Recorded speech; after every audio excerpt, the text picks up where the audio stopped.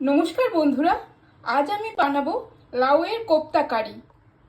তার জন্য একটা লাউ নিয়ে নিয়েছি, মটর ডাল 2 ঘন্টা ভিজিয়ে জল ঝরিয়ে রেখেছি, টমেটো, আদা, কাঁচা লঙ্কা।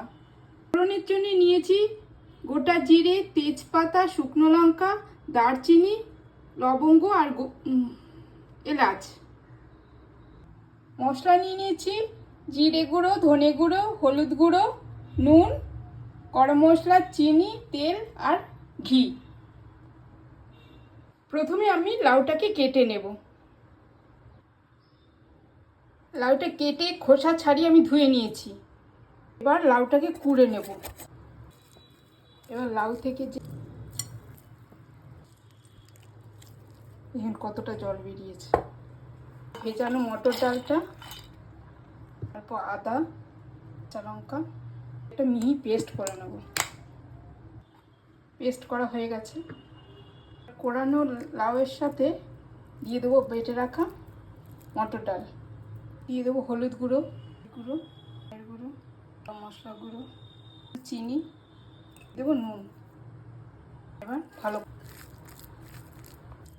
ভালো করে মাখা হয়ে গেছে। গ্যাস জ্বালিয়ে কড়া বসিয়ে দিলাম। দিয়ে দেবো তেল। তেল গরম হয়ে গেছে। এবার আমি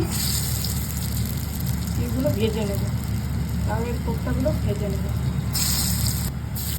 মিক্সিতে আদা, কাঁচা লঙ্কা, টমেটো পেস্ট করে নেব। কোপ্তাগুলো ভাজা হয়ে গেছে। এবার আমি নামিয়ে নিচ্ছি। সব লাউয়ের কোপ্তাগুলো ভাজা হয়ে গেছে। আর আমি ফোড়নটা দিয়ে দেবো। ফোড়নটা একটু ভাজা হয়ে গেলে মশলাটা একটু জল দিয়ে দেবো। মশলাটা দিয়ে দেবো। এবার দিয়ে দেবো বেটে রাখা মশলাটা। অল্প চিনি দেবো, নুন। মশলা কষানো হয়ে গেছে। মশলা থেকে তেল ছেড়ে দিয়েছি। দিয়ে দেবো গরম জল।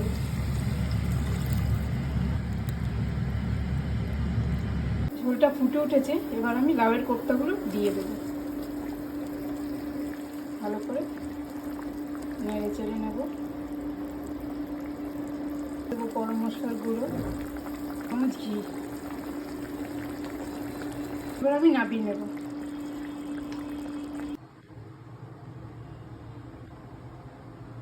এই লাউয়ের কোপ্তা কারি রেসিপিটা যদি আপনাদের ভালো লেগে থাকে তাহলে অবশ্যই লাইক করবেন, কমেন্ট করবেন এবং সাবস্ক্রাইব করে দেবেন। নমস্কার।